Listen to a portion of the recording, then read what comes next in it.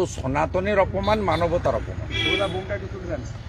জটা কেটেছে, গলায় ঘাড়ে কোপ মেরেছে, এ লজ্জা রাখার জায়গা নেই। এখানে তো মুনি ঋষি সন্তদের ভূমি পশ্চিমবঙ্গ।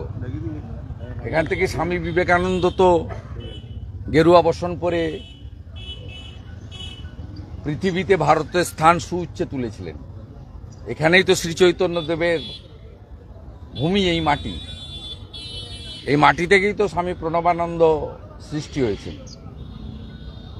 এই মাটি সন্ত সমাজের মাটি। সবাই রাজনীতির ঊর্ধ্বে উঠে সন্ত সমাজকে সম্মান করে, শ্রদ্ধা করে।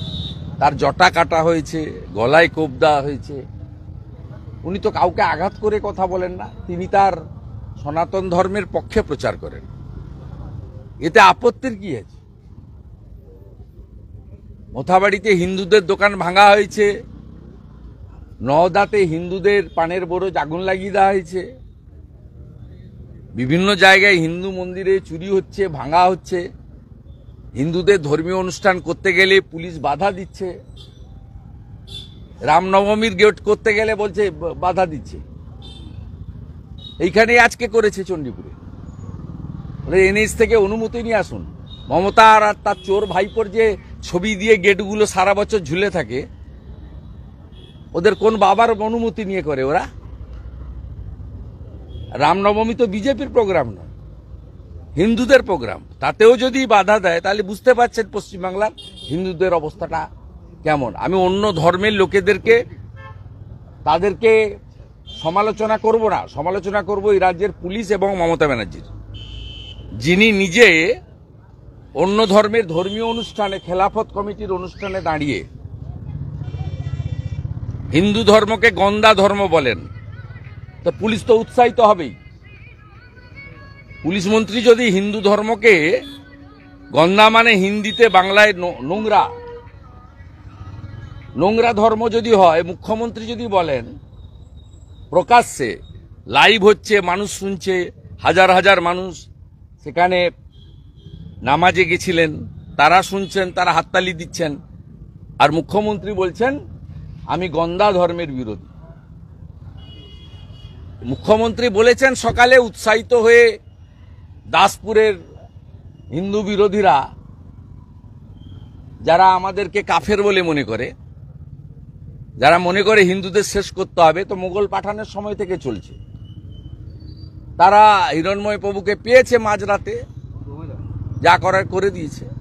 এর জন্য দায়ী কোনো সম্প্রদায়ের লোক নয়, এর জন্য দায়ী রাজ্যের মুখ্যমন্ত্রী মমতা ব্যানার্জি এবং তার পুলিশ।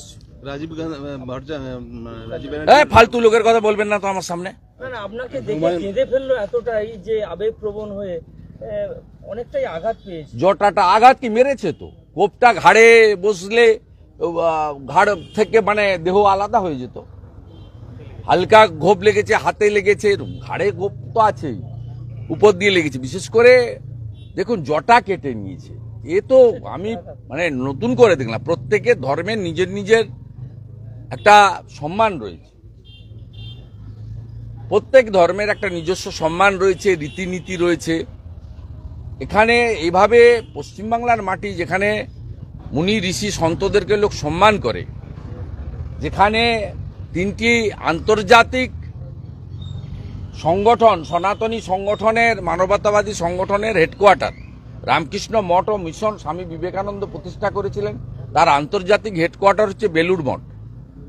স্বামী প্রণবানন্দ ভারত সেবাশ্রম সংঘ সৃষ্টি করেছিলেন, তার আন্তর্জাতিক হেডকোয়ার্টার হচ্ছে বালিগঞ্জ। শ্রীলা প্রভুপদ শ্রী চৈতন্যদেবের আদর্শে ইসকনের প্রতিষ্ঠা করেছিলেন, তার আন্তর্জাতিক হেডকোয়ার্টার হচ্ছে মায়াপুর।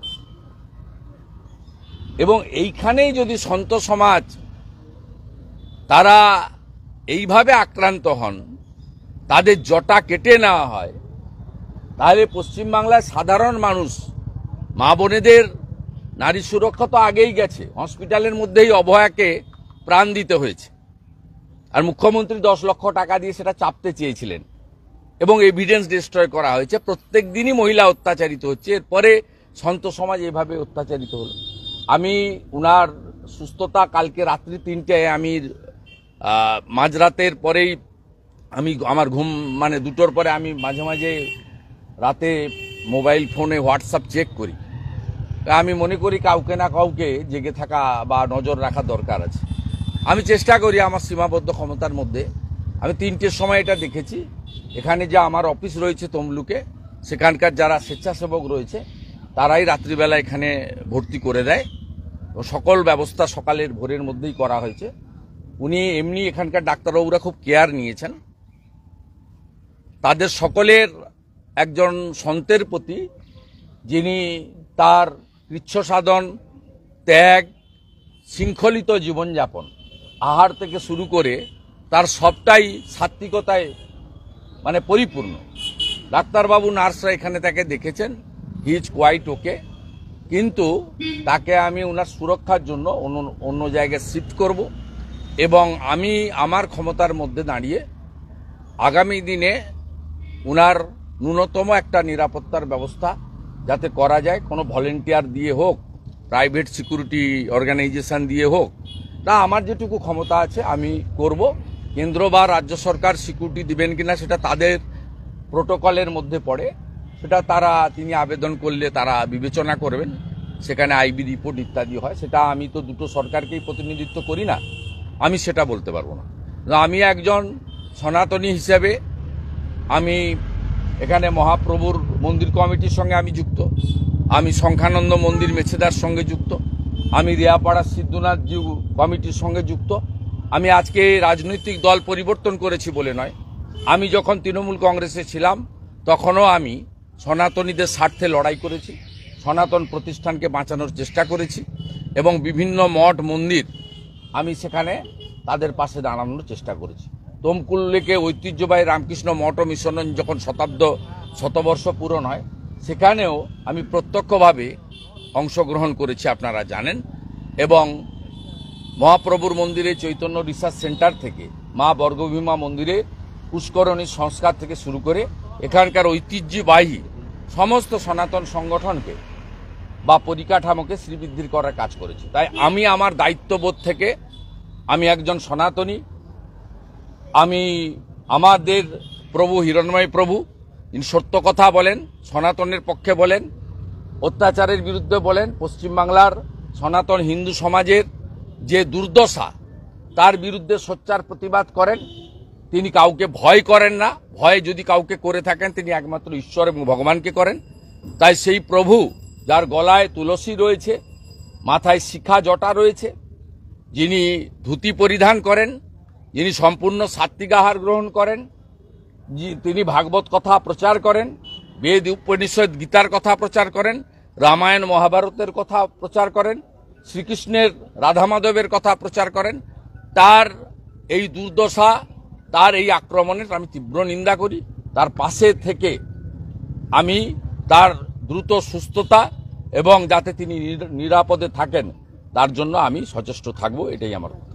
হুমায়ুন কবির হাতে গীতা নিয়ে বলেছেন আমরা প্রোটেকশনও পেয়েছিলেন, পুলিশ প্রোটেকশন, তারপরে এই হামলা।